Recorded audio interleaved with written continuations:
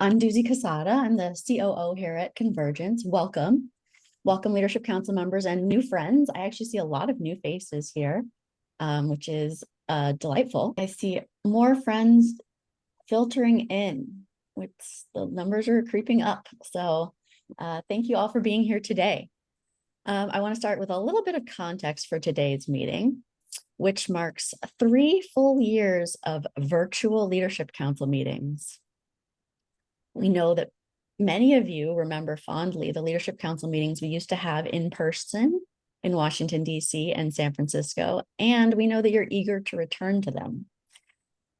Clearly, much has changed for Convergence over the past 3 years, and you're going to hear about even more change shortly. And one of those changes for us has also just been that we are more geographically diverse as a staff and a community than we have been ever before, which makes coming together in one location more challenging. That said, we hear you. We recognize, of course, the value of being together in person, and we very much hope that we can make it happen in 2024. So we'll keep you posted about that.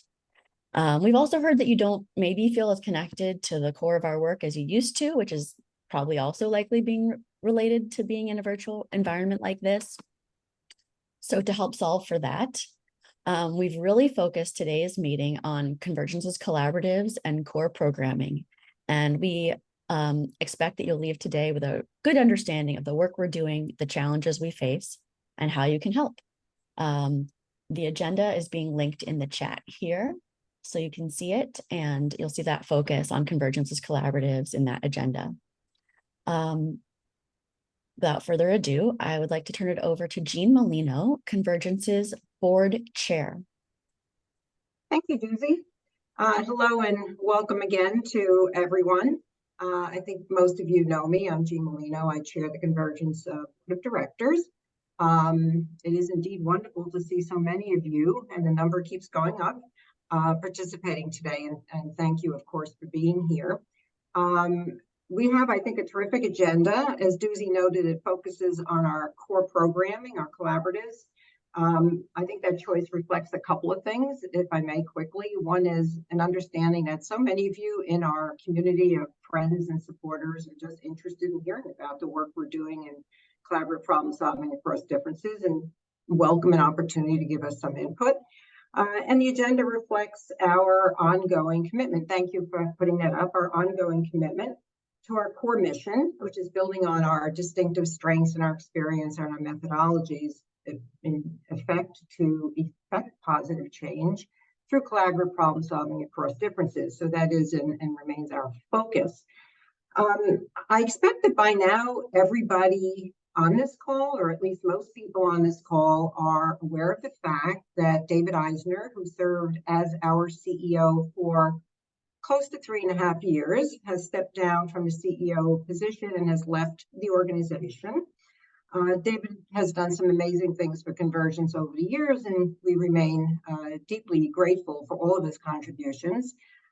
David will be turning his considerable talents and energies to opportunities to address toxic polarization, which, I mean, clearly it's an important topic, and it's one around which David has been and remains deeply passionate. So we wish David the best on that very important undertaking. The really terrific news is that I get to introduce all of you to Mariah Levison, who is our interim Chief Executive Officer, and until very recently, the Chief Program Officer at Convergence. The short version of Mariah's professional background is that she has led work in mediation and conflict resolution and collaborative dialogue for 2 decades. Helped create and ran the Minnesota State Office of Collaboration and Conflict Resolution just before joining Convergence as our Chief Program Officer. Mariah also has experience as an educator in the social psychology of conflict resolution and has provided training on that subject, both domestically and internationally, in a variety of settings, actually. So Mariah's background and her experience are a pretty phenomenal fit for what we do and are committed to do as an organization.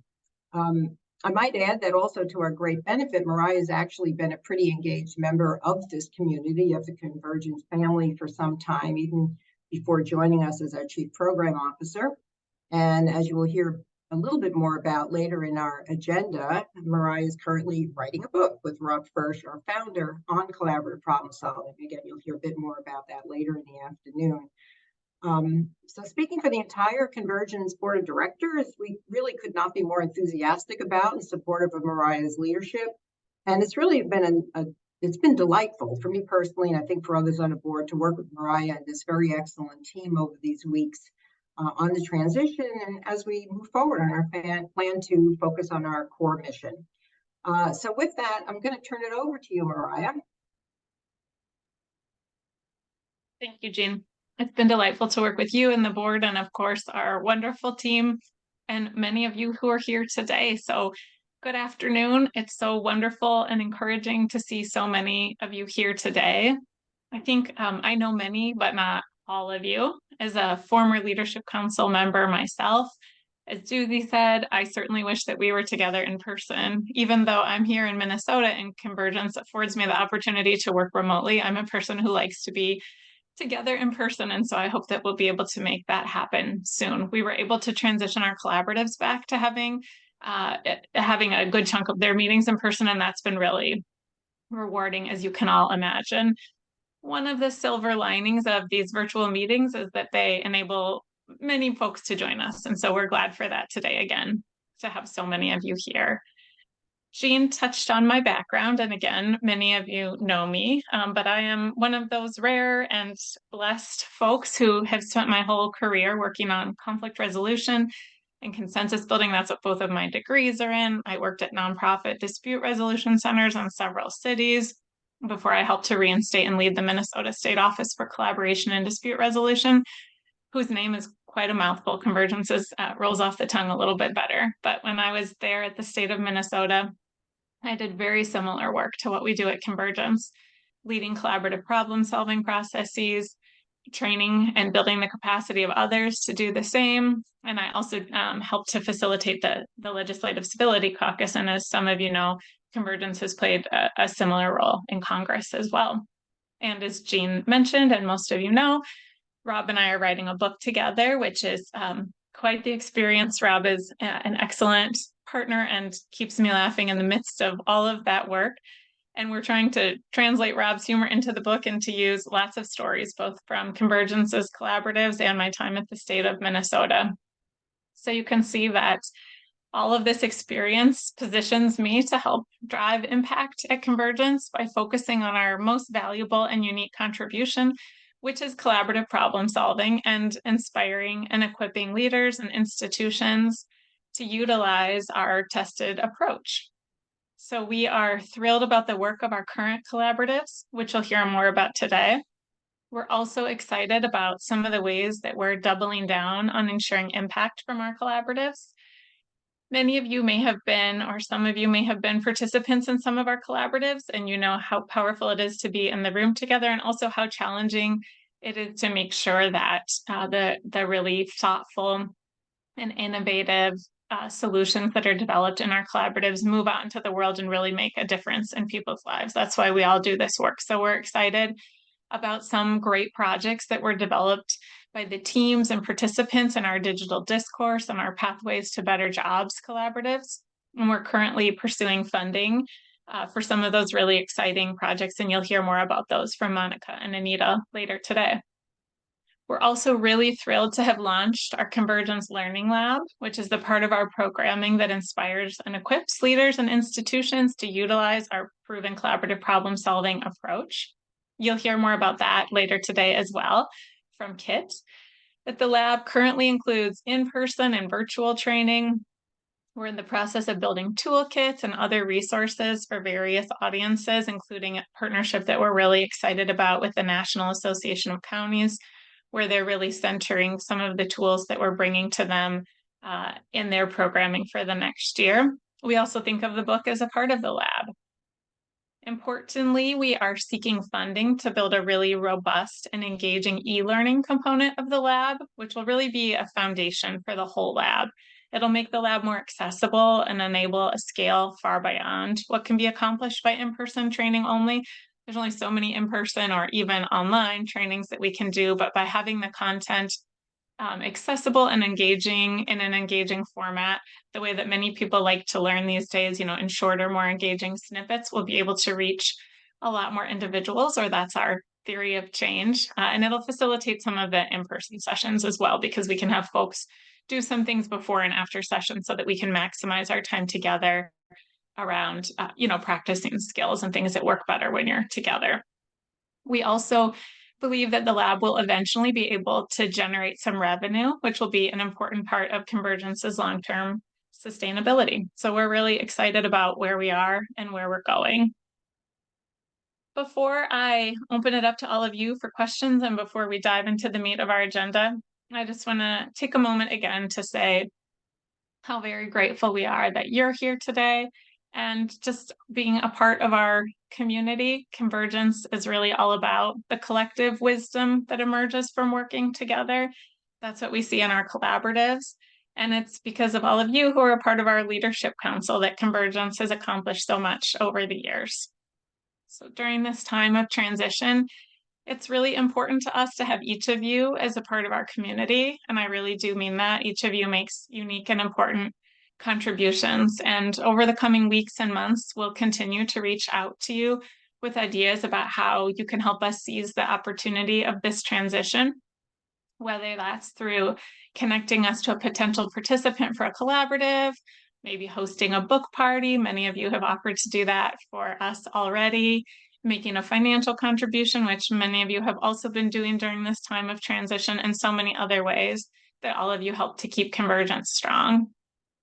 So I'll tell you, for me, bringing people together to build trust and understanding and solve problems is really akin to a spiritual practice for me. I truly feel blessed every day that I get to be a part of helping people to recognize that they have more in common with their perceived opposites than they thought, and that win-win type solutions, the kinds that meet more needs of more stakeholders, are not just a fantasy or a joke from old sitcoms, if there are any Office fans here on the meeting, but really are a very real possibility. So thank you again for the role that each of you play in making this important work possible. Waiting for others to jump in as well, but let me just lend a few quick thoughts. First, delighted to see everybody. It's hard to even juggle all the screens and keep up with the chat, product of perhaps my age, but happy to be here. I want to say first how thrilled I am that Mariah has taken on the challenge to be our interim CEO and potentially, and I hope, our long-term CEO. She brings very special gifts and talents. She and I have known each other for a number of years. We're working very closely together even before she came to Convergence. And I believe you will see that she brings the kinds of leadership skills, communication skills, and a great character to the work. And she literally bleeds Convergence in terms of who she is and how she does the work. The other thing I want to say also is I'm grateful also, as Jean mentioned, for David Eisner's many fine contributions to the work, expanded us, and created great visibility for the work.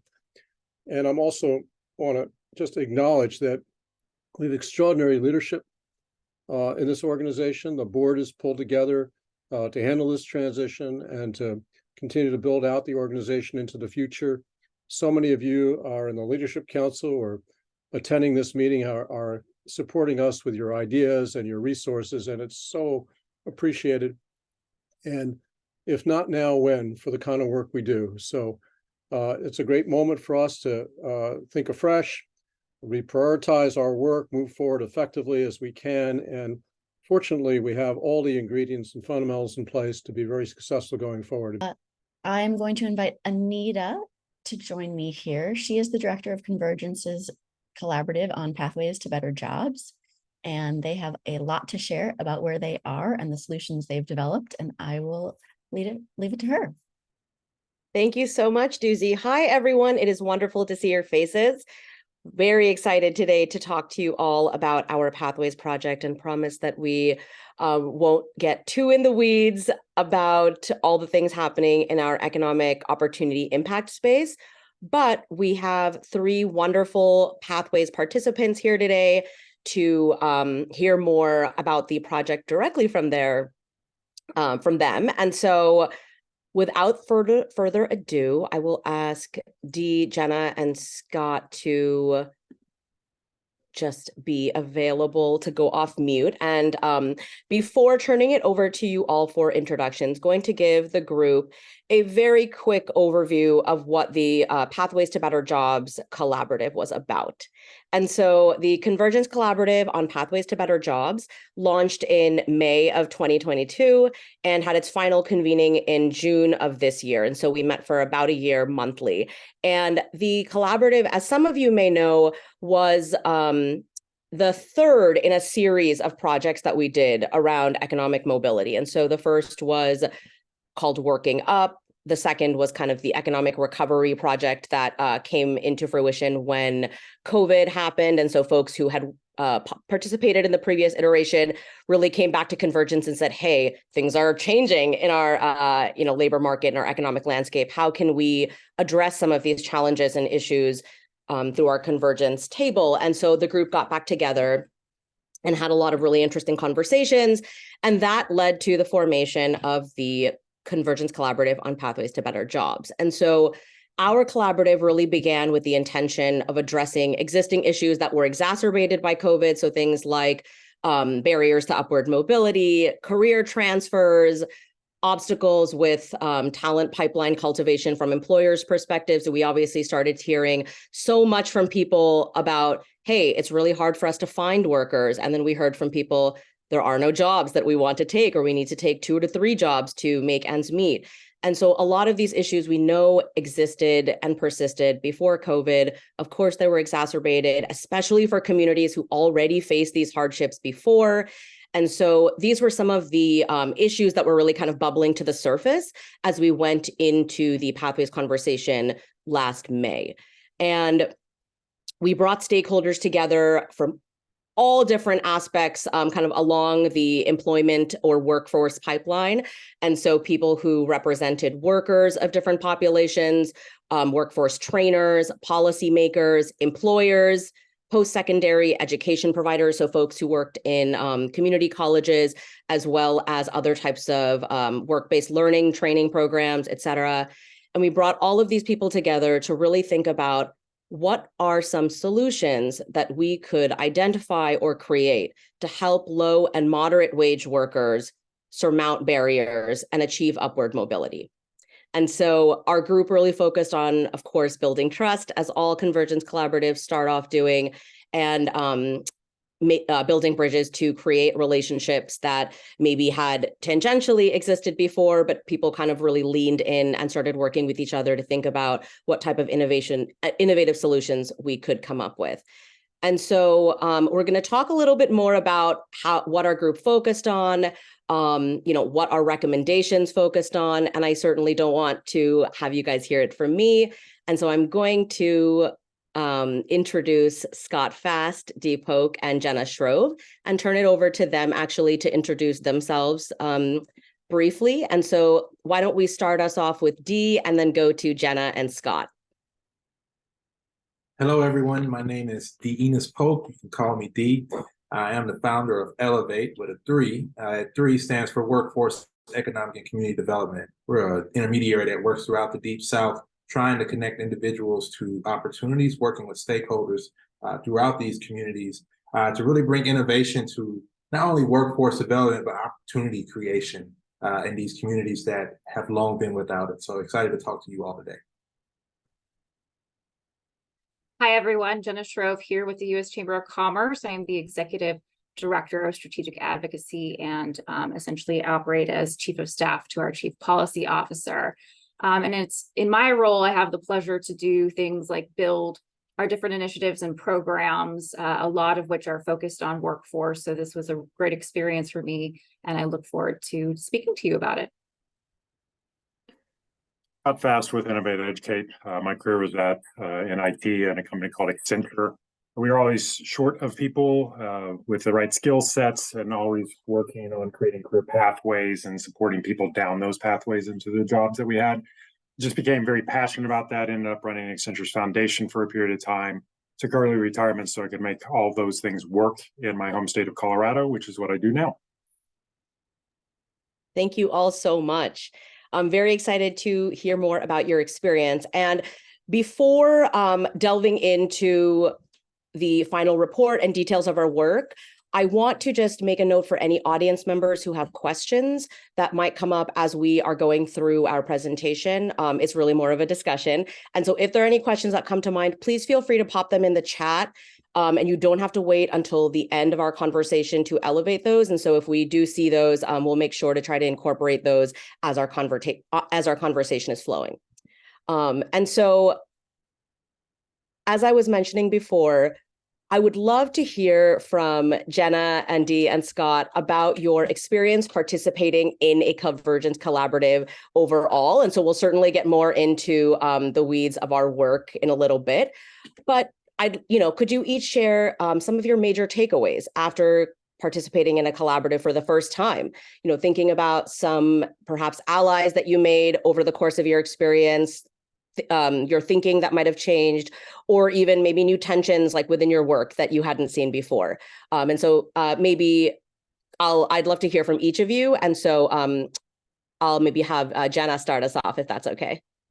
Absolutely. Well, thank you so much for having me. And Anita, thank you for facilitating most of our sessions too. It was a great experience. I'd say very meaningful and fulfilling on my end. And I would think that my peers would say the same. So this was the first time I participated in a kind of a bridge building setting. And I thought that the way the Convergence team in particular brought together a diverse set of stakeholders and really created those relationships and built up the trust and community really was impactful, because it allowed us to kind of have really meaningful conversations, navigate some of the intricacies of the work that we were doing.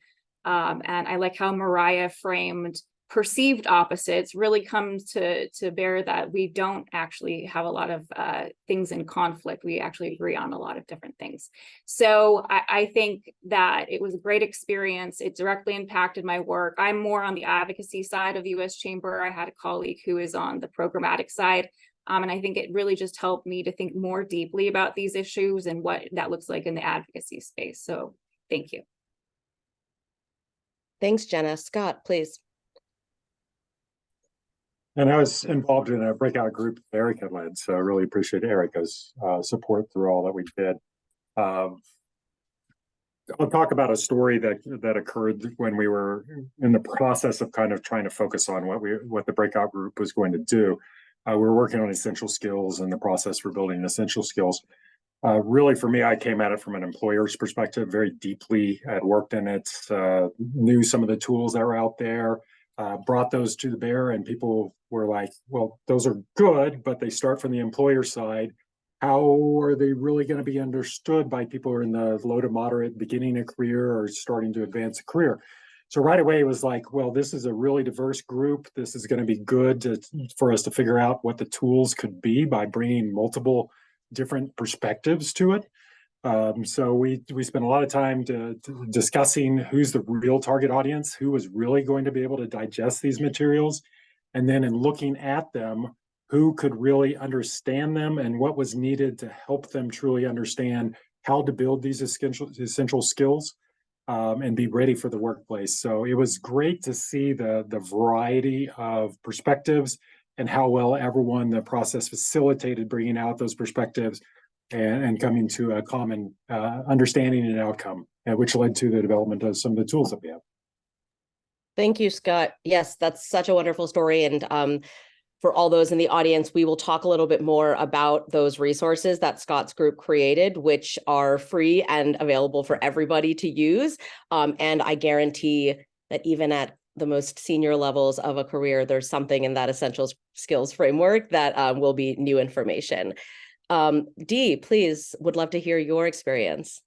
Yeah, when I had the opportunity to join this wonderful group, it found me in a very interesting transitional space. I just returned from Germany, where I'd spent about 1.5 years in Berlin looking at future of work challenges across Europe, but especially at workforce development models. That's my background, and really trying to figure out how to innovate within the deep South around that.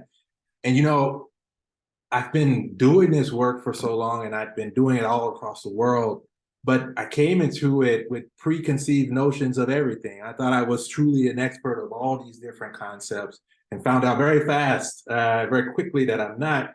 And it wasn't in a way that was off-putting. It was in a way that really embraced me and embraced where I was coming from, and really expressing the frustrations of systems that all too often just aren't working for the people we care about. And, I especially had attention toward employers, because my background is in workforce development, and especially around equity. And I oftentimes just felt that employers were totally missing it. It was just going over their heads, the reasons behind why we were doing what we were trying to do programmatically. And I also work in the Deep South, so there's also just like this overarching tension that's always there. But working with this group and learning from this group, I allowed myself to sort of lean in and took so much from it. The work that I'm doing today with Elevate, working with, especially around broadband and workforce development, and trying to come up with innovative approaches to that work, informed completely by my work or the time I spent with the Convergence group, learning about the pieces of the workforce development I don't know about, learning more perspective in regards to the skills that the basic skills that are needed, and most importantly for me in my work today, learning what the employers are missing and the challenges that the employers are facing. I realized I didn't understand it, and I also realized that we weren't talking about it enough. We weren't getting into the nitty gritty of it. And so having someone like Scott, having someone like Jenna, speaking to that and speaking to it in the lingo that I use every day really helped me in so many different ways. And so I'm very, very grateful to have been able to participate in a collaborative setting with titans in the field, really experts from all across the nation, who allowed a guy from the Deep South to participate and learn. So yeah, so many good things to say. Thank you so much. That was incredibly kind of uplifting to hear. And, I think what you shared is certainly something that I've heard from many of the participants, right? There was a lot of opportunity to validate each other's concerns and goals. And so say like, yeah, I want to do that exact same thing, but I need to take these steps. You need to take these steps. And ultimately, we do want to end up in the same place. And I do think part of going through the first few meetings in our collaborative, we had a lot of conversations and tensions that came out around, are we talking about how to make bad jobs good jobs? Are we talking about how to make bad employers good employers? And so there was a lot of this kind of bad to good language that I think we started off with. And that transformed, I think, over the course of our experience and time together, right? And so I've heard a lot from participants, especially in follow-up meetings now that the project is over, reaching out to each other saying, hey, you guys have this project or this program in Minnesota. I want to do something like that in Washington. Can I learn from you guys and figure out what do we have here and what do I need to advocate for to fill in those gaps, right? I think a lot of the work that we are hoping to do going forward is thinking about learning from each other's best work and best practices and then scaling or replicating those successes. And I know that continues to be a challenge for people in the sector and the space overall. And there are so many people who seem to be doing really good things. And we want to figure out how we can really all be working together versus kind of cross each other or on top of each other, et cetera. So really appreciate all of those perspectives.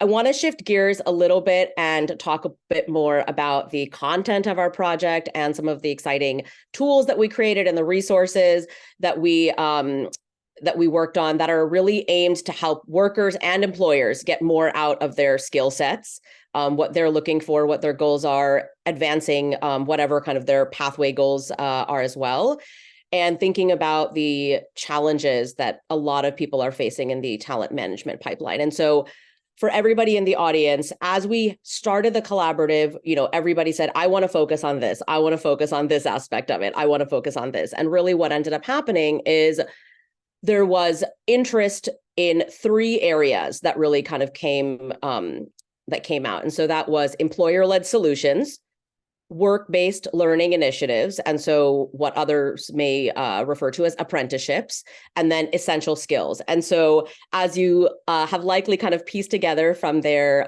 responses, Scott was in our essential skills working group, Dee was in our work-based learning working group, and Jenna was in our employer-led solutions working group. And so I'd love to ask each of you a question geared at the work that your specific subset was kind of focused on.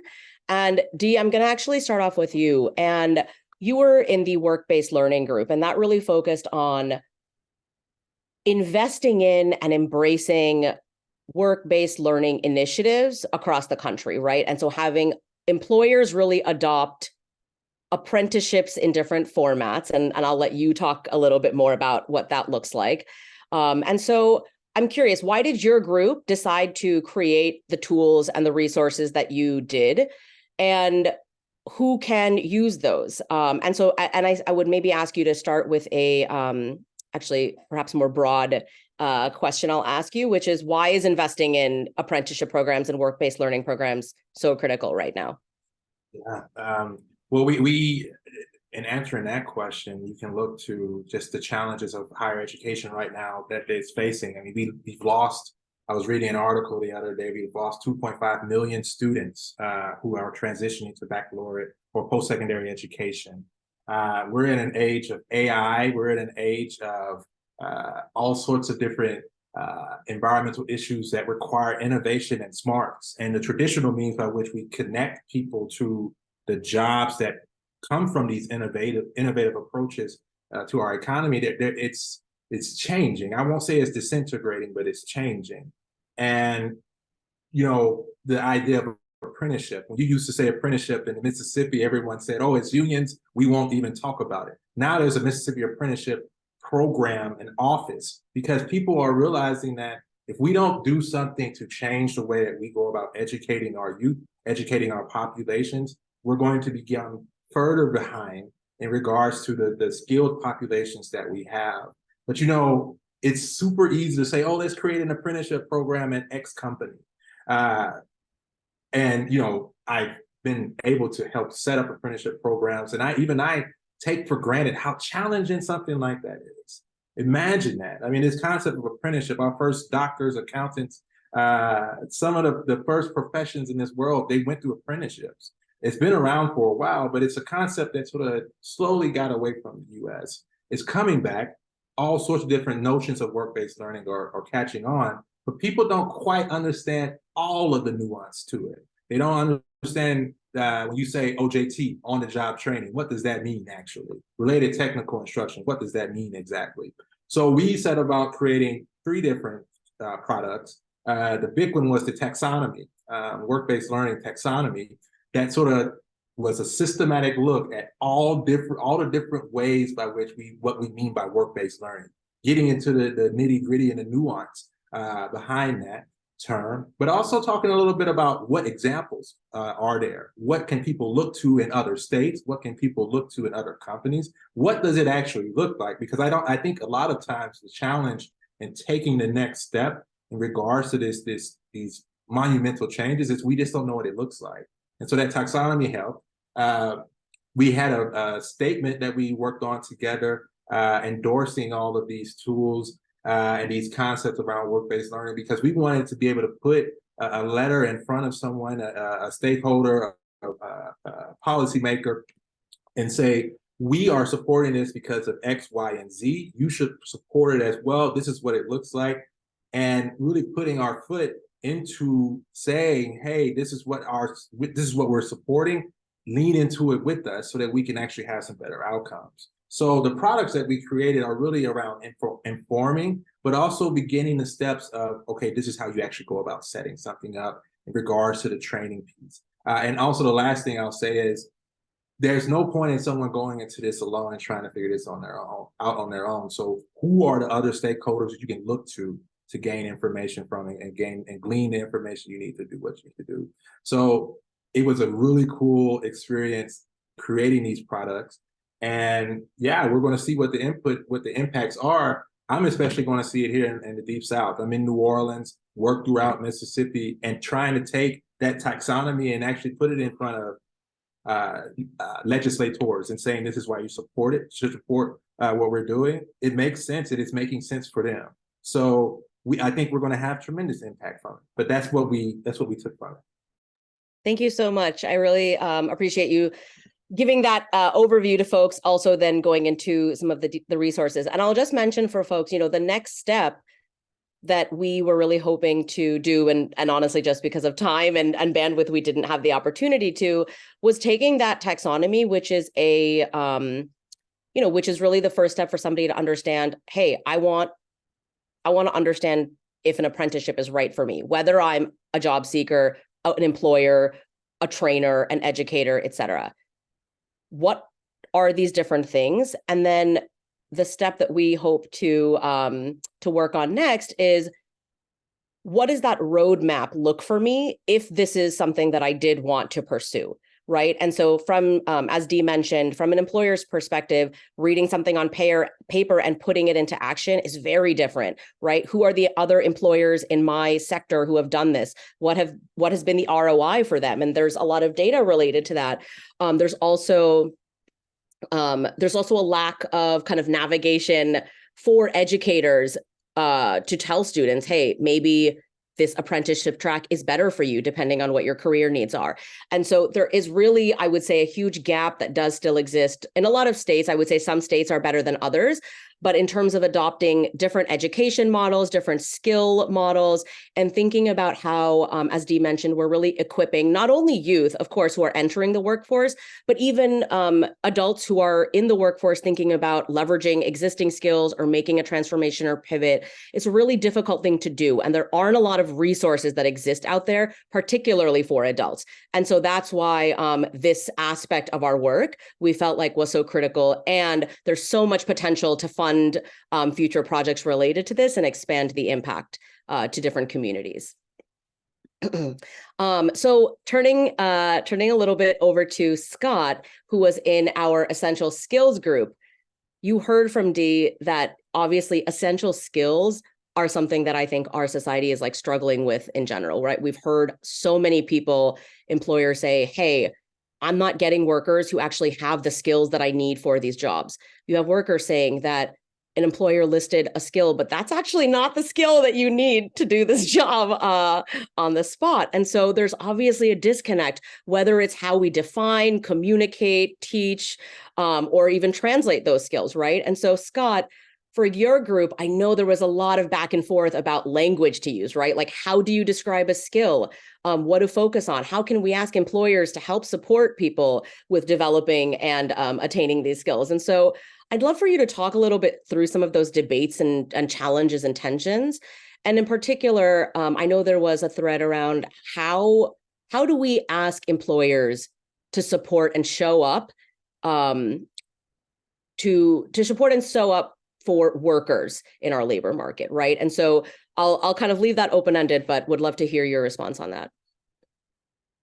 Well, and that's where the diversity of people with different skill sets and backgrounds and things like that really came to bear, was that we had people saying, well, employers are saying these things, there's all these lists already created. And when we decided that those lists, though, were in words that were similar to job postings, that were similar to what the employers would say, and yet when you look back down how someone would build those skills, then the language of the people heading towards those jobs and how they can value their past experience, value their skills, they're using completely different language. So what we really ended up doing was having these debates back and forth about, okay, if employers are really saying this, what is it that someone that's a low to moderate, someone early in their career really would help to understand what they need to do to pick up these skills, where they obtain them, how can they value what they've already done and translate that so that when they're having discussions with employers, they can really understand what skills are needed and whether or not a person has the skills. So a lot of the first document, which focuses on essential skills, digs into that. We also know that, as you were talking about earlier, it changes as someone advances in her career. So there's a career advancement guide of what does someone really need. In that first job, you're almost purely essential skills, right? So you don't yet have work experience. So you're really diving deeply into, can I do customer service? Can I problem solve, critical think, communicate, those type of things? How do I build those and how do I communicate those? What we were seeing from an overall, so there's a career advancement guide that changes as a step, and it has a bunch of different resources available to the job seekers that are going to be building their career and stepping towards these jobs. What we're seeing from a value from employers is, again, we have tools now that really are focused on the people walking towards the job and the people supporting them, but also the employers then. The value is that if they can find and partner with organizations that truly understand the development of these essential skills, and they can find the people in the interview process that really have these skills, they can hire a person best suited for this job. They can hire a more diverse person because they can value what they've done based on these skills. And so they're meeting the diversity that really helps out employers, but it's also related to retention. So from an employer perspective, really the leaning into, are we hiring the right person for the right job? They're excited about being here. They're set up to continue to advance their career, and they have the ability with a career advancement guide to figure out what they're going to do. It's all these things come together. That's a win for the job seeker heading towards the job and the employer that's going to hire the right person that's going to stay there a long period of time. So that was the goal of having the career advancement guide and the essential skills. Thanks so much, Scott. I realize we've blown through our time almost way quicker than I've anticipated. Not surprising. But I want to make sure, Jenna, we get to hear about the work that your employer-led solutions group did. And so I know that, unsurprisingly, there was, of course, a challenging time thinking about what's the language we use to ask employers to support certain things. What exactly do we ask of them, right? Recognizing that even saying employers is painting with such a kind of wide brush, right? And so saying small and medium employers need very different things or can do very different things than large employers. And so I know there's tons of nuances that kind of come into this conversation. And I was just wondering if you can talk us through some of those threads and what type of variables contribute to gridlock, and then what opportunities, though, you do see kind of moving forward. Absolutely, happy to do so. And building on what Dee and Scott said, you've got to start with the essential skills. You've got to figure out how that maps to individual workers, but then you have to also figure out what matters to employers, right? So I think what stuck out to me in in the session broadly, was we didn't disagree on the what or the why around things. It really was the how. So how can employers implement something like this? I think we all kind of coalesced around this idea of skills-based hiring, which is really popular right now. And as a feasible and reliable mechanism to do this, the problem being that there's just not an infrastructure in place to do that effectively as the world sits right now. From the education standpoint, a degree doesn't necessarily communicate exactly what skills went into the degree.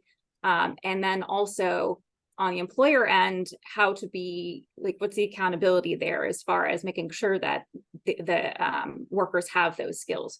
So our group kind of looked at a couple of different things. First, communication of skills. So how do we communicate what skills? How do we define those skills? How do we test for those skills? And what kind of mechanism needs to be put into place to have some sort of reliable infrastructure or mechanism to do that.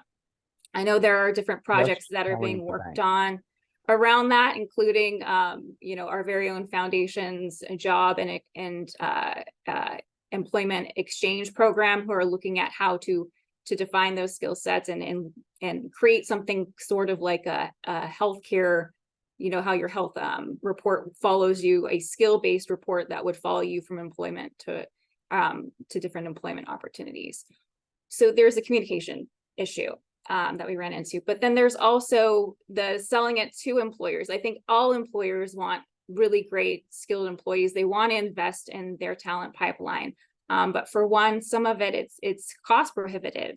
90% of employers are small businesses, like Anita mentioned. It's really hard to communicate to them what the potential ROI in investing in this type of thing would be, especially if then there's the chance that they would leave and then go somewhere else. So you have just invested in this person and then they go and leave for perhaps a better opportunity.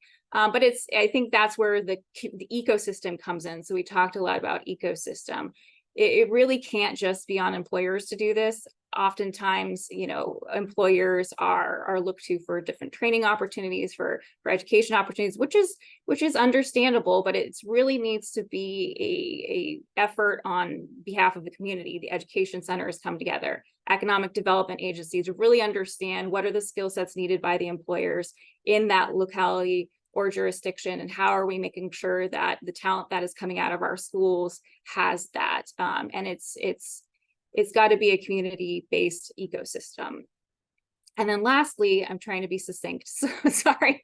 On the advocacy front, great that we can put all this together, but what are things that we can actually do on the federal and state level to incentivize this kind of community building or infrastructure being put into place? And there are all sorts of grant programs around education and funding opportunities at both the federal and state level. First, making sure that funding is available to more institutions and for more things beyond just 4-year and 2-year degrees.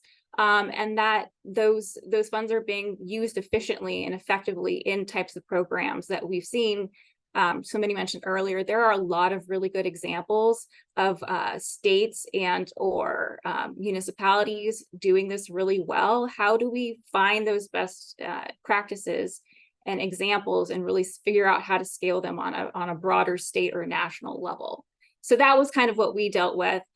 We did a lot of language as well, got into the nitty-gritty of it, because really wanted to make sure that this is a collaborative opportunity and not just on the employers, as one can imagine. Thank you, Jenna. And I know there was also, heavy consideration from different voices in the group, for example, representing unions and representing trainers as well, to really make sure to balance the kind of ask of employers and say, we want to make sure on the union side we're able to advocate for these things as well. And so I know that there were a lot of those perspectives that are involved in the ecosystem, as you mentioned. And as you have rightfully concluded, the conversation obviously is not over. There is agreement on the why and the what, but that how, because we don't have the infrastructure in place, I think we are in a tricky position as a society, because we want to help workers and employers in these new ways, but our system is not set up for that. And so validating skills outside of a degree system is something I know has been a huge problem. I know several states, Maryland, Minnesota, et cetera, have removed college requirements from state jobs, but people who have basically been grandfathered into those jobs have a lot of concerns, are understandably frustrated with the fact that folks coming in will not have those same requirements, right? And so I know even if they're from the same communities, there is this kind of clash of generations and evolution of our labor market, as we're certainly seeing in a lot of different ways. I know that we are at time, and so I want to make sure if there are any questions from the group, we make sure to elevate those. And please, if you have a question specifically for myself or Dee, Jenna, or Scott, you can direct that, or something more general is totally fine as well. And if something doesn't come to mind right now, but comes up later, you are more than welcome to drop me a chat or send an email. Great. Oh, I see a question. Yes. So how do these tools, how do we use these tools to address equitable opportunity? Great question. So I wonder if, Scott, you can take a little stab at answering this question, particularly thinking about the equity lens that you guys put into the career advancement map and the essential skills framework.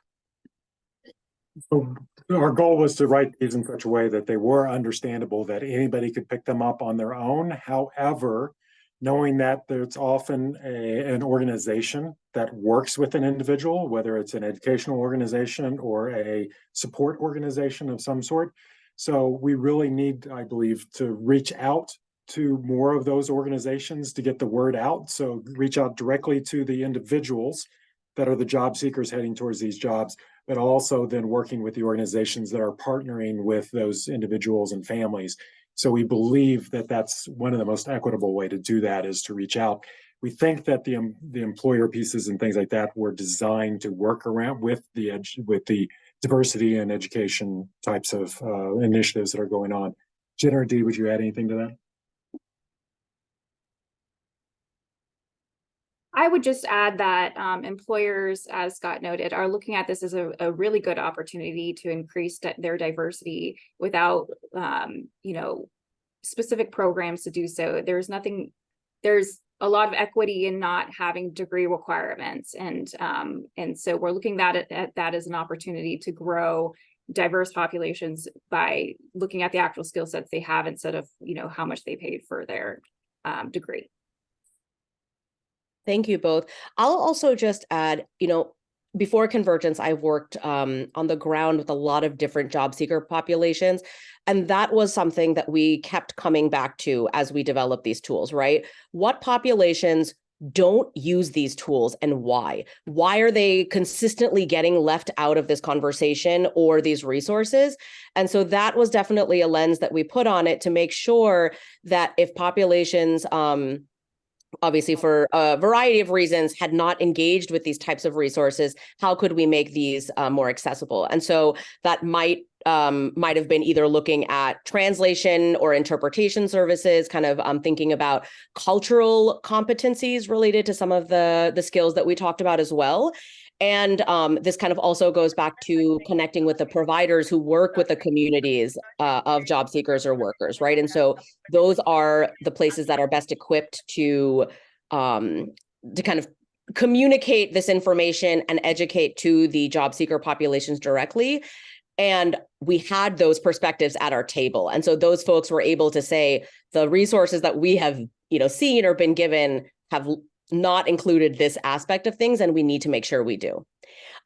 Bill, please, I see your hand raised. Yeah, thanks, Anita. This is great presentation. Thanks to each of you. This is such a moment for employees. I mean, you have new leverage. We're all needing great workers. I know I sat on the board of one of the schools at Georgia State, and we're working some policy school, and we're working a lot with the chamber and so forth. Dee, to your point about, I thought I knew everything in Mississippi, but then I went to Germany, or then I went to Louisiana, or then I got with another group, and I kept learning. Gina, this is really a question for you at the U.S. Chamber. Do we see these tools working equally as well in different regions? Because, a chamber in the South is very different than one in the Northeast, one out West. I mean, even the language is different down here. So I'm wondering from the national point of view, and Anita, to the point of we've created tools and have processes in place, what have we learned about different regions? I'll jump in. Yes, absolutely. That is a consideration here because of the different nature of different regions, different states, different localities within those states. And I think that's why it's got to be both a local level and a national approach, and why we're really pushing for the community building being on the local level. So take Austin, for example, what are the employers in Austin? Are they speaking to the education facilities in Austin and the local schools, high schools, et cetera, to talk about this talent pipeline and how to make sure that they are skilling the people, their people well enough to stay in Austin too, because the localities also have would like to keep their people there, right? Or attract people. So that is something we're looking at as it having to be hyper local and on the national scale. So we mentioned scaling these things, but you're right. in that I think what the national level can do is provide connecting the dots on some of those best practices, provide some of the funding, perhaps unify some of the work that's going on between different nonprofits and organizations in the space, but then really just customize it to the specific state, because it's not going to be the same for all 50. Yeah, and maybe Scott and Dee, to the point where a lot of young people who are maybe appropriately at that age naive, but they're also want to get rich and famous in 2 years too. So I just wondered, particularly Dee, as you have created programs managing that expectation. If you're going to go in and apprentice work, it's going to take 5 years to get to this level, then you can expect things to get a lot better. What is your experience there, particularly with young people? I'm a millennial, so I can understand some of the challenges that are coming up. But I think in working with younger folks, especially, everyone's willing to do the work. Everyone knows that there's work that comes to this. There's nothing that's supposed to be instantaneous. No one expects that. I think the challenge is that we've gotten to this point in our existence, and we still have these systems that are continuing to fail so many people. And when we were talking a little bit earlier about just the difference in folks who have degrees and jobs, where Jenna and I co-authored a skills-based hiring article. Skills-based hiring is going to be cool, but there's going to be a tension there where folks felt that they put in time, took out college loans, and all of a sudden you're going to bring this person in and they make the same amount I do. There's a tension that's coming, and it's already there, I feel. That someone like Convergence has to sort of do work around it, sort of bringing out what those actual tensions are that are oftentimes unspoken, and helping everyone see all sides of the perspectives and opinions here. But I always stand by the fact that the young folk I connect with, they're willing to do the work. We just have to give them a proper pathway. It happens too often that people do everything this system tells them to do, and they're still on the other side with nothing that they were promised, nothing that they worked for. So that's the tension that we really need. That's the heart of it, I feel. Yeah.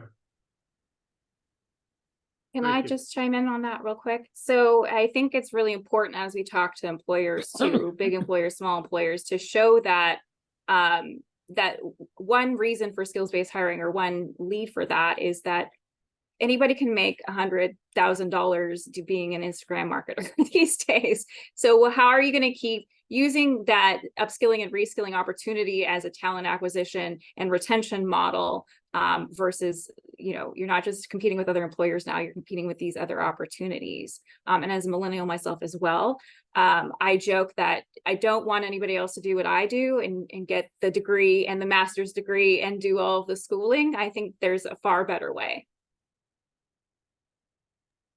Thank you all so much.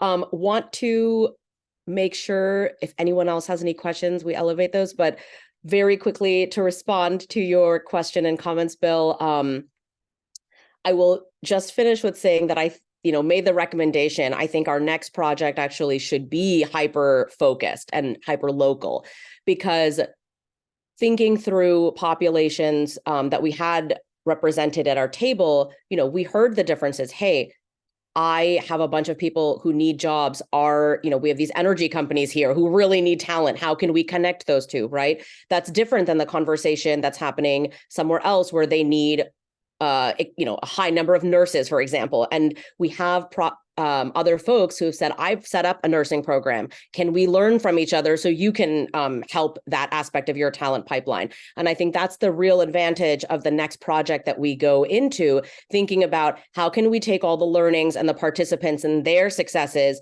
and think about gaps that exist in local spaces and make those connections and help that infrastructure get set up.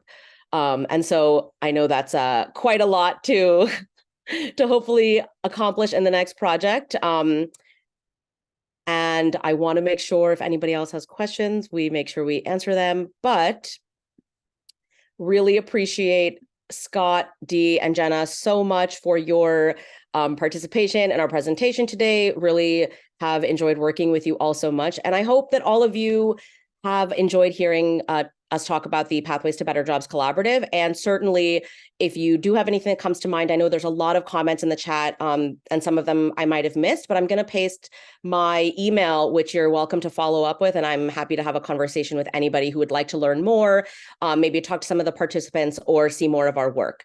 And very quickly, I do want to call attention to the article that Jenna had pasted in the chat, which is actually an article that her and Dee authored together to talk about the benefits of skills-based hiring. And so I will repaste that in the chat and also put my email in there as well, but really appreciate the opportunity to share more about our project and highlight the successes that we've had. Thank you, Anita. Thank you. Thanks, everyone. Thank you, Dee, Jenna, and Scott. That was such a rich discussion. We really appreciated learning about your experiences, and to Anita for leading us and for all the good work that you've produced. As mentioned, we can use your help sharing it and getting it in the right hands. We will follow up with you about that. But such a rich discussion. Since we don't have enough time to do that about each of Convergence's projects, although we wish we did, we're going to have the project directors of 5 of our other main programs share very quick overviews about their projects and the current status of each in order to whet your appetite to learn more in a breakout group. After they share a quick issue brief, giving you just a little bit of an overview of their work, you're going to get to choose a breakout room to continue the discussion about the project that piques your interest the most. In the breakout room, you'll be able to ask questions, learn more about the work, and share your counsel. So first up, I'm going to ask Abby McCloskey and then Monica Glowacki to share about 2 Convergence collaboratives that are far along in the process and close to publishing their consensus solutions. Abby, thank you. Thanks so much, Dusie, and it's great to be here with all of you. I am leading our Families Project, and in 4 minutes, we'll do a quick spin around the why, who, where, and what of the project. But it's my belief that this is a significant moment for family policy, and the challenges that are facing families with young kids became a big deal for most people to see during the pandemic, when schools closed and childcare centers closed, and people who don't currently have young kids saw all of the at times invisible systems that support the ability of parents with young kids to work and develop healthy and happy humans. But the challenges and constraints financially and time-wise that families face, and unique, I think in many ways in America, have been happening for a long time.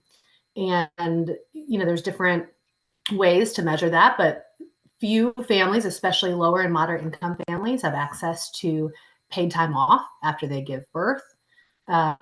Most of our federal budget is spent disproportionately on the elderly relative to young children. And, there's many other metrics you can use, but suffice it to say that we've had significant efforts at the federal level from Republicans and Democrats to try to change that.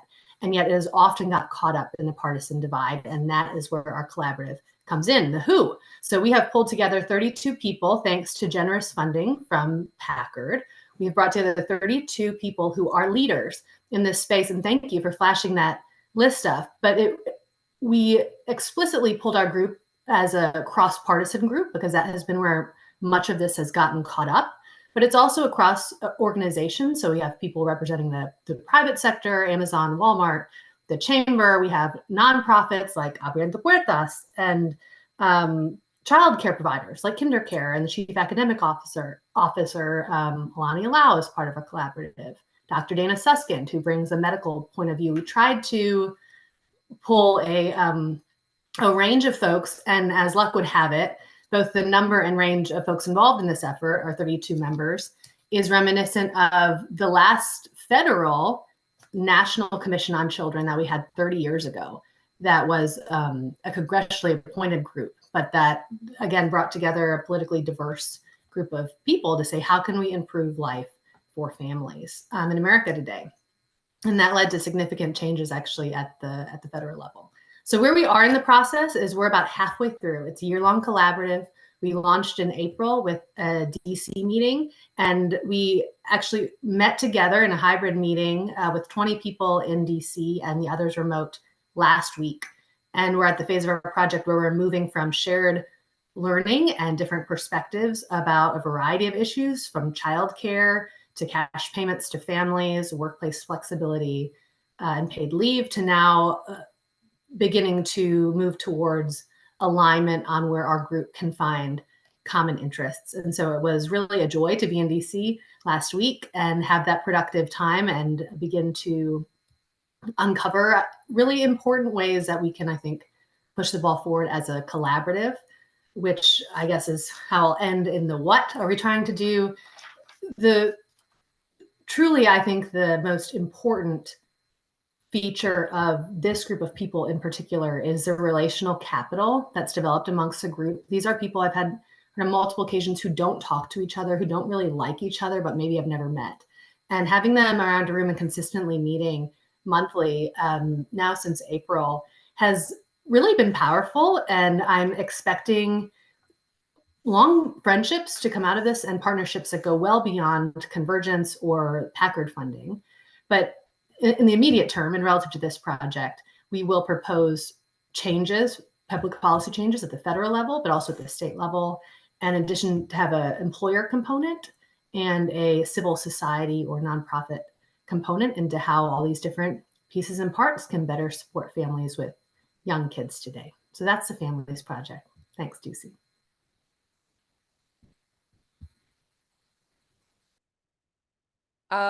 I guess I'll go ahead and jump in after Abby. I'm Monica. I'm the director of the Collaborative on Digital Discourse. I'll drop a link in the chat to our site in case it's helpful to have a bit more of an overview beyond the 4 minutes that we provide here today, but a little bit about the topic, why it's so important, why we chose to work on it. You know, the internet in its infancy was really envisioned as this transformative technology, that it would democratize information, it would foster the free exchange of ideas, it would empower individuals and truly create a global community. And while the internet has met a lot of its early promise, it has also caused cascading harms. So particularly as social media platforms have become so central to our discourse, it subtly erodes our agency within a system that's designed to capture and monetize our attention and engagement. It depreciates our social skills and cognitive resilience, making us ill-equipped to navigate it constructively. And it also disrupts the very information ecosystems that they were meant to enhance, such as the debate around disinformation on one hand and overmoderation and censorship on the other. And the social media industry, public education, policymaking systems currently are not meeting these challenges. There are so many cool, strong efforts tackling this pretty wicked problem, but the responses have been siloed and really lacking in cross-disciplinary and cross-sectoral collaboration. This is where Convergence came in. Prior to launching the collaborative, we interviewed over 200 experts who mentioned the need to address specific themes within the broader landscape of digital discourse challenges. And then the table that we convened further drilled down into several of these key issues over the course of our collaborative problem-solving process. So we launched this collaborative in September of last year with participation from the tech platforms and ex-tech platform employees. This includes Meta, Google, academia, Columbia and Brown, for example, policy representatives, especially from think tanks across the ideological spectrum, left of center, right of center, libertarian, representing the health sector, so medical associations and boards, public health journalism, media and local journalism more broadly, community-based and bridge-building organizations, people behind alternative social networks, those that have been personally impacted by things like disinformation and more, just a bit of a flavor of our participants. And so over this past year, we've been meeting once a month. We actually just culminated with our final in-person meeting. We had 3 in-person over this year, just a few weeks ago in September, and additional working group meetings every month. And this group laid out a really compelling vision, set of recommendations, and set of ideas and solution sets to really influence some of the challenges I went over. So for the vision, they envisioned an ecosystem of social media platforms, users, and information providers that mitigate digital harms, and improve digital discourse. And together, these stakeholders can really enhance agency, constructive interaction, build our cognitive resilience, and support a trustworthy information environment, all while preserving free speech and the positive benefits of the internet. And so this ecosystem and the vision rests on 3 pillars, which translate to our impact areas. The first is social media design. It allows for choice and encourages constructive interaction. The second is citizens with the social and cognitive skills to navigate, connect, understand, and act constructively online. And the final pillar is a trustworthy news and information system that promotes shared facts and understanding that meet community needs. And we didn't pick these pillars arbitrarily. The rationale is grounded in a comprehensive understanding of this pretty complex interplay between design, psychology, and information.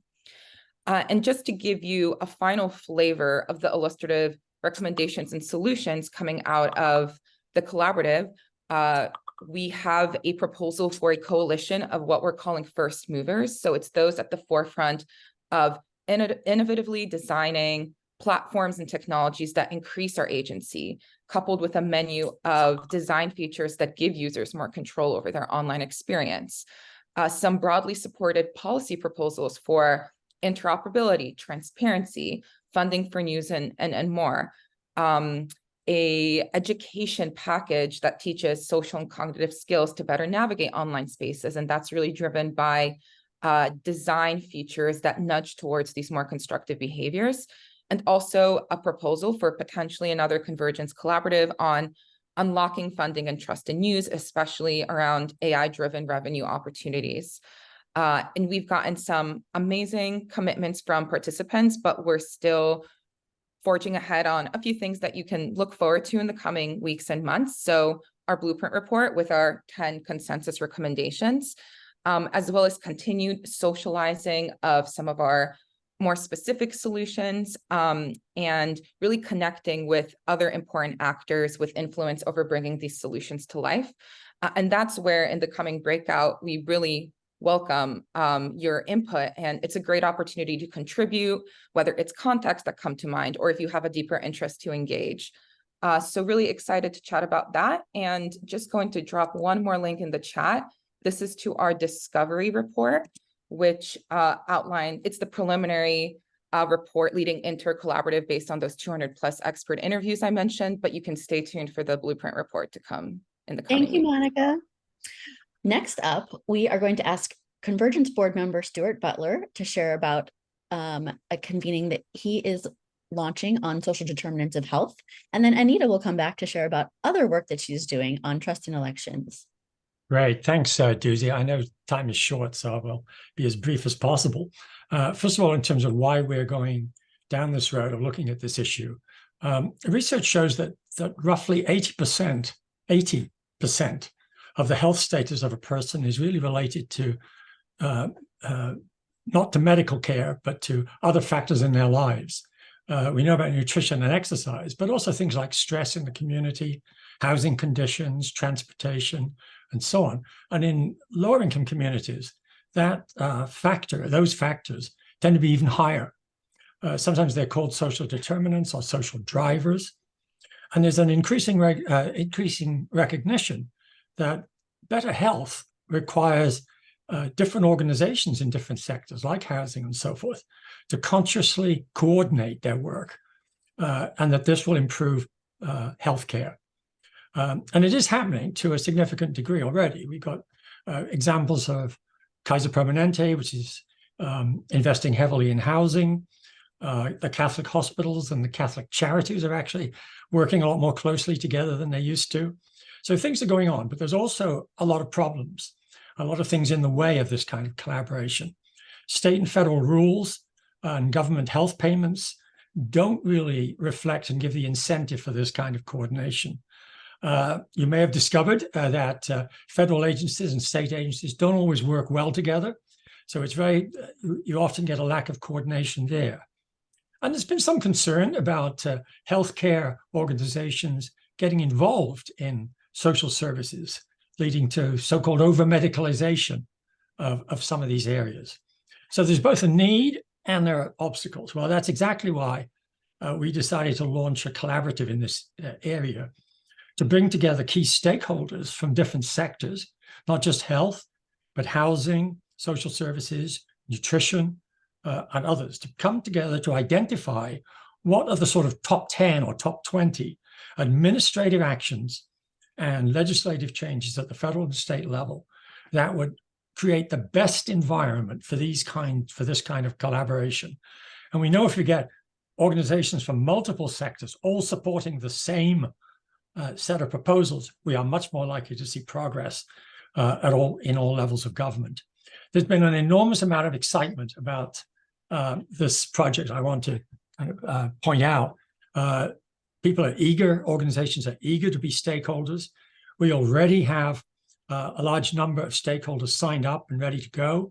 They include Kaiser Permanente, which is one of the funders of this effort, United Healthcare, Common Spirit, which is the largest Catholic health system in the country among health organizations. We've got the Corporation for Supportive Housing and the Council of Large Public Housing Authorities. That's the major public housing authorities in the cities around this country signed on. We've got social service organizations like Catholic Charities, Lutheran Charities, the American Public Human Services Association. And we've got government-related organizations like the National League of Cities, National Association of Counties, and probably the National Governors Association, all agreeing and lined up and enthusiastic to be stakeholders. This project is actually beginning tomorrow. We're starting with a set of so-called brainstorming sessions where we are bringing together the stakeholders and some other experts to really think through what are the main areas where there is broad disagreement and broad disagreement. What has to be addressed in a more intensive project later on? And we're doing a series of those brainstorming sessions, and then the stakeholders will really start to get to work at the end of the year, and the beginning of next year, to really work on reaching agreement on a set of proposals, which we will then carry forward. So let me just end by saying, again, repeating it, everybody's very excited about this. Everybody's trying to do it, and we heard over and over again, somebody needs to get every sector together and find out what we need to do to encourage this to happen. Well, that's exactly what we're doing. Thanks. Thank you, Stuart. Anita. Thanks so much, Dusie.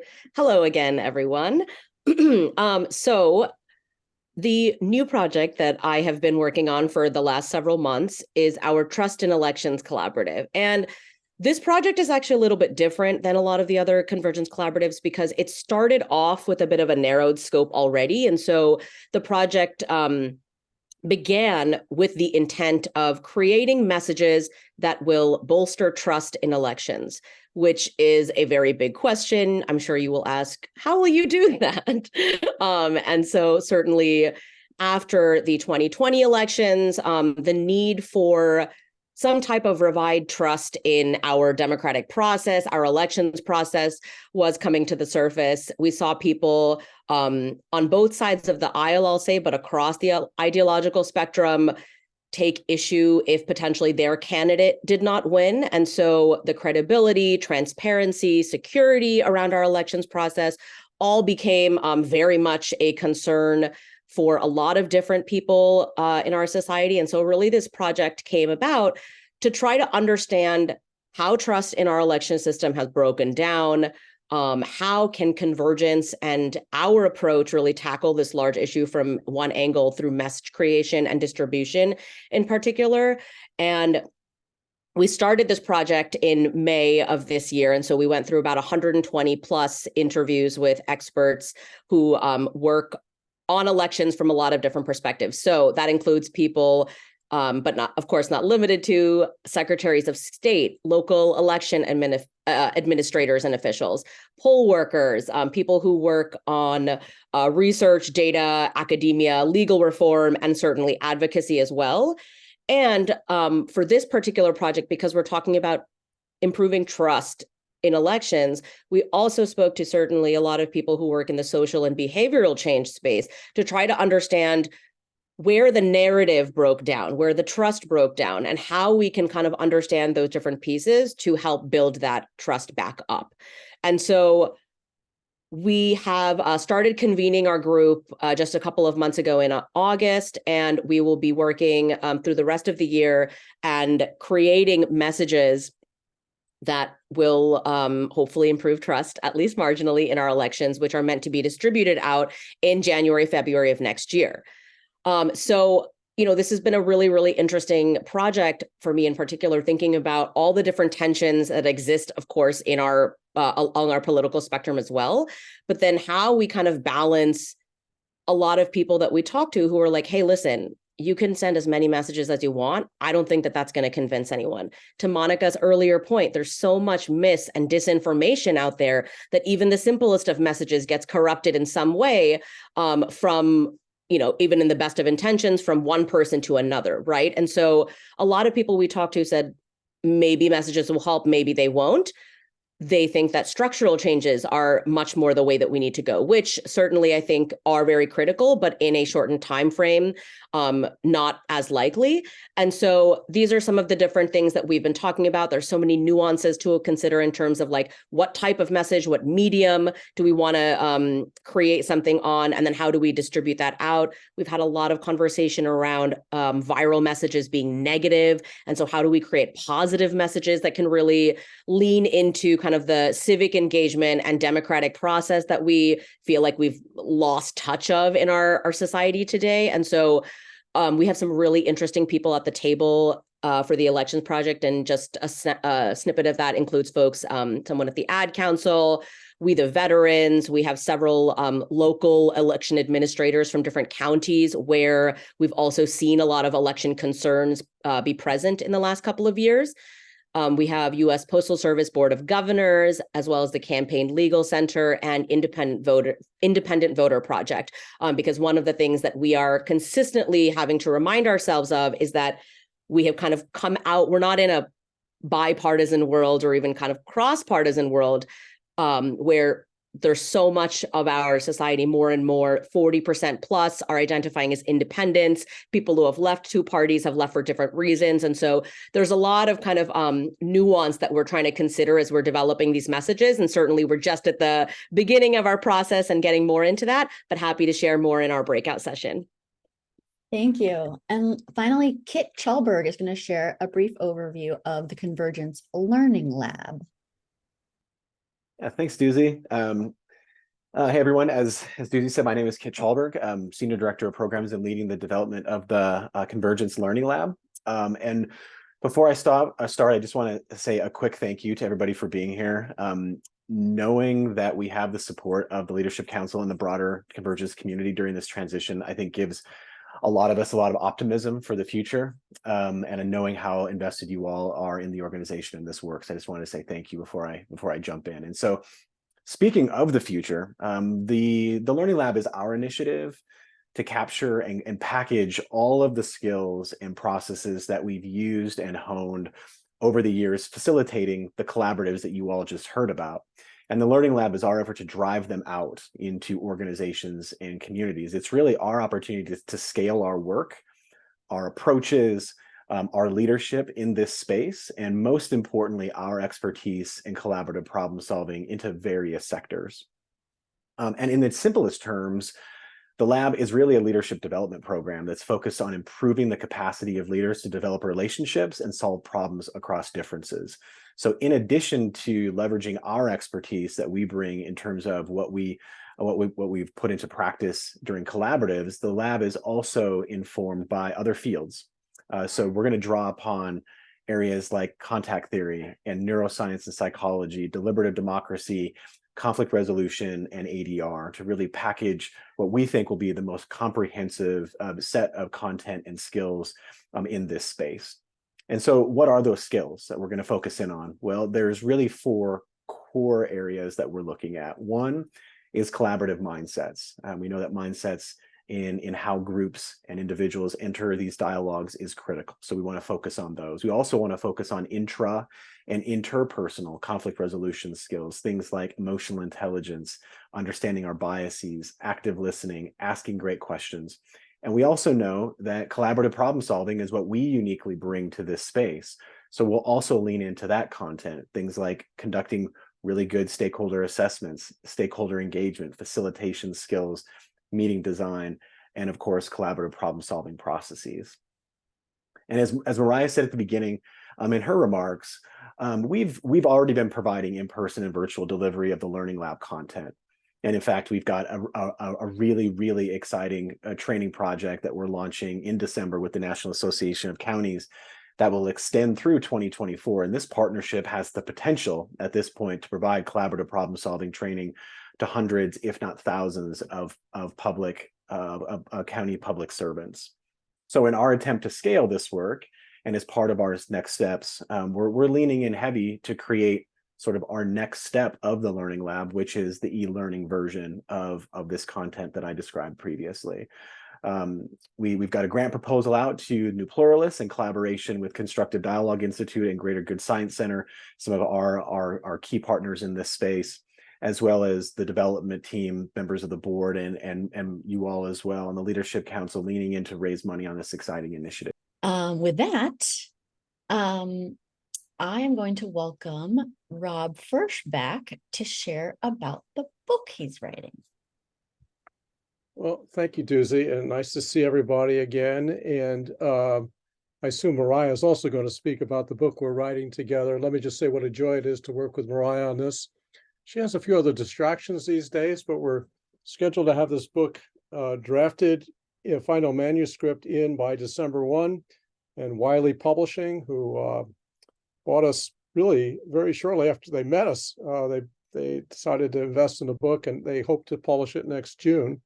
And one of the things we'd love to get you all involved in is the marketing of the book. And we got some questions for you about that. And also there's a lot of interest in far-flung corners for what this book might do. So we're excited about that. Put it in context, this book fits neatly within the larger Learning Lab and the whole idea that Convergence has adopted and embellished in recent years to inspire and equip people to use the skills that we've employed so successfully in lots of settings and lots of places. And so the book is intended to help people understand that collaborative problem solving isn't something soft. It's not about being polite. It's something that actually works. It creates really not otherwise possible solutions, as Mariah and others spoke to earlier, and it has the added benefit of having people really form deep relationships of trust that carry on well beyond their time together with us or their time together in any particular problem-solving process. So that's a big part of what we want to do, is get the word out. And what we're understanding and hearing is that there's tremendous appetite for this, as Kit just explained in his presentation to the entire group and to the breakout, that what we know and what we understand can be very powerful in all sorts of settings, whether it's in community settings, sometimes family settings, certainly workplace settings, and state, local, and national policy settings, which my work at Convergence and Mariah's work in Minnesota very much provides evidence of the success of the approach.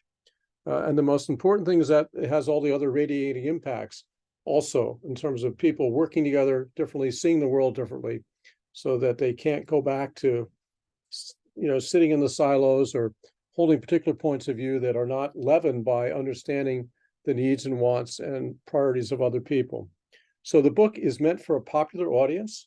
It's on collaborative problem solving. So, it's not exactly a sexy topic to begin with. After we considered and rejected doing a racy romance novel, we have gone to a book that we hope will really attract people, that they'll find it interesting. We're going to tell a lot of stories from Convergence's experience and from Mariah's experience in Minnesota, and use other examples as well. We're hoping that by reaching lots of people, and one of the things I want to potentially have some discussion of today is the relevance of the book to people in the higher education sphere, maybe in the high school level, who, if we can reach them early enough to develop mindsets toward collaborative leadership and supporting collaborative leaders and wanting to become collaborative leaders, that would be an amazing accomplishment. But basically, we are aiming the book at a popular audience of leaders from across the board and anyone else, concerned citizens, who want to see the world operate more successfully in a collaborative way and want to employ these practices in their daily lives and in their broader public and community lives. I will say this just before I close and turn it to Mariah. Mariah and I have had the honor of talking to dozens of people, interviewing people for the book. Some are experts, but some of the most inspiring stories were to go back to people who are stakeholders in our various projects, hers and mine, and to hear the depth of the influence of the experience on their lives, both their professional lives, but them personally as well. And so we're going to try to draw those stories out. But it's been a great affirmation that we're on the right track. We're onto something powerful, something very important that can be transformative. And we hope it will be part of a larger ecosystem, which we're all aware of people trying to help others bridge divides more effectively, break down barriers, help people see each other's common humanity. But I think what's special about this is that when people actually work on things together, do collaborative problem solving, in our experience, the bonding goes deeper. It's not just about dialogue and understanding. You've had a shared experience. You've been on a sports team, or maybe you've been in a foxhole, you know what that's like, that politics goes by the wayside, you get to know people as human beings. So the more people do things collaboratively together and have great experiences, the better job we'll do to reduce polarization in the country and create a country that's a little more loving, a little more kind, a little more effective than perhaps we're seeing now. So let me stop there and turn it to Mariah and have her add some more detail about the book. Hi again, and thank you, Rob. I feel the same way about working with you. So the main things on Rob's plate besides writing the book are golfing and doctor's appointments, I think. So there are two things that we thought about a lot when we got the contract, largely to our surprise, to write the book. One was that we really wanted to use stories to talk about the work. Yes, most importantly, grandchildren. To use stories to illustrate our points, because we know that that's the most compelling way for people to learn about the work. And the other is that we were thinking about the reality that almost nobody is going to do a process at the scale that Convergence does. Very few people are even going to do one at the scale that I did when I was at the state of Minnesota. And so we thought about how we could break the work down so that it could be widely applicable to anyone who sort of sees themselves as a problem solver, who wants to step up, whether in an official leadership capacity or in any kind of way, just to be a leader around solving a problem. So we broke the book down. Emmett, do you want to put that? Yeah, here we go. So we broke the book down a bit. The path to convergence is the pieces that Rob was talking about, the why this is an important approach to inspire folks. And then the how-to pieces. The first piece is the mindset. So probably many of you have heard about mindsets. The most common one is a growth mindset. If you have kids, my kids' age, or grandkids, then they probably talk about that, something that they learn in school these days. But the idea behind mindsets are that they color the way that we think about the world and then the way that we act. So I can teach someone all day long how to be a good listener. And if what they think is that people who have different opinions than them are, dumb, nefarious, evil, all of those things, none of those skills are going to take them very far. So we talk about what are the mindsets that you need to solve problems together.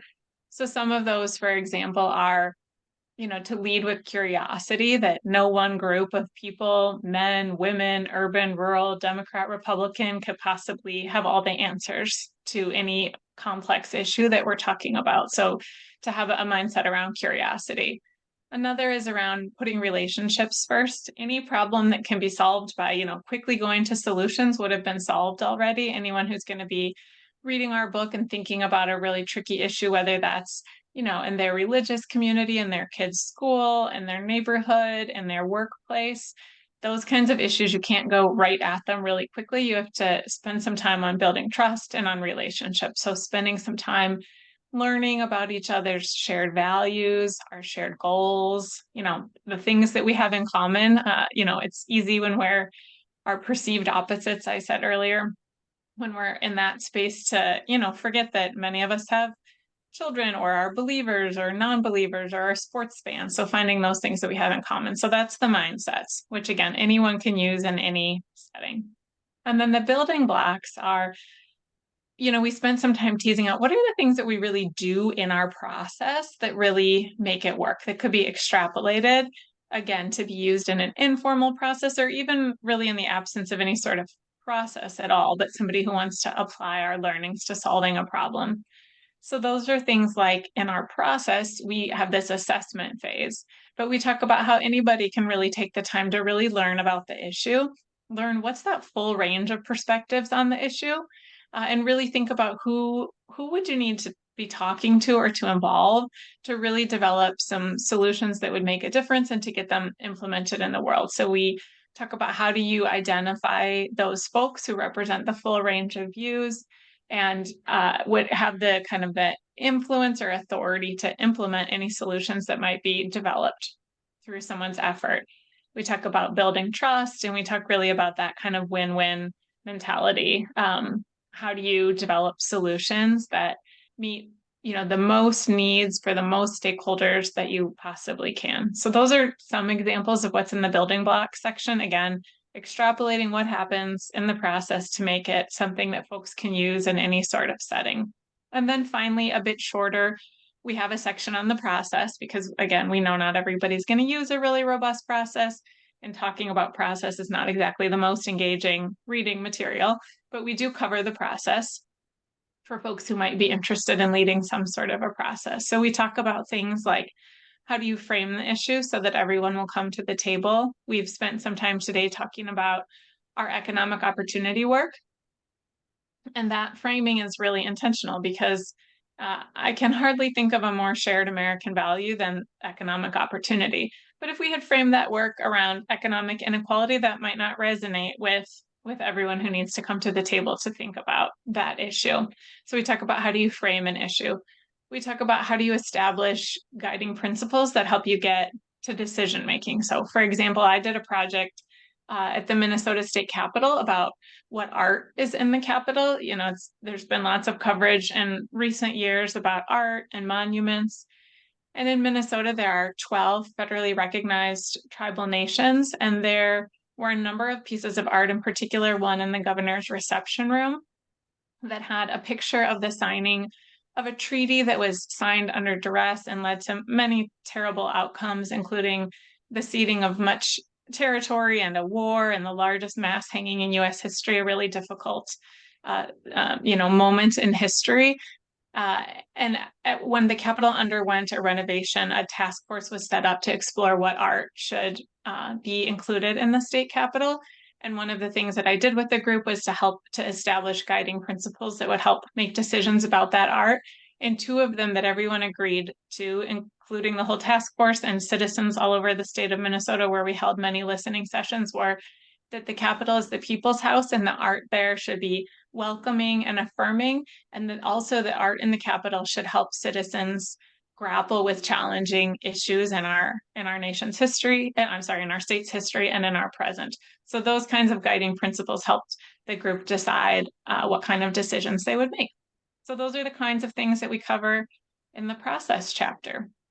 So we've given you a good overview of what's in the book. Thank you, Rob and Mariah. I know we're all excited to buy, read, and share the book. And it's coming out in the summer, so we have some time between now and then to plan more with you and get your advice about how best to do all those things. Last but not least, mindful of our time, I just want to reinforce what Mariah shared at the beginning of the meeting. As you heard today, we've got a lot of work going on. We're also undergoing a transition right now, and we really need the Convergence community to help us get through it and to emerge stronger on the other side. The council and insights you've shared today with us are so valuable. We come out of these meetings with energy and enthusiasm that infuse us and give us strength to move forward, and we so appreciate that. We also ask, however, that you please consider making a financial contribution to sustain the work and advance everything you've heard about today. We're putting the link in the chat, and we thank you for your generosity. It is very welcome. So thank you for joining us today, and we look forward to chatting with you again soon. Thank you.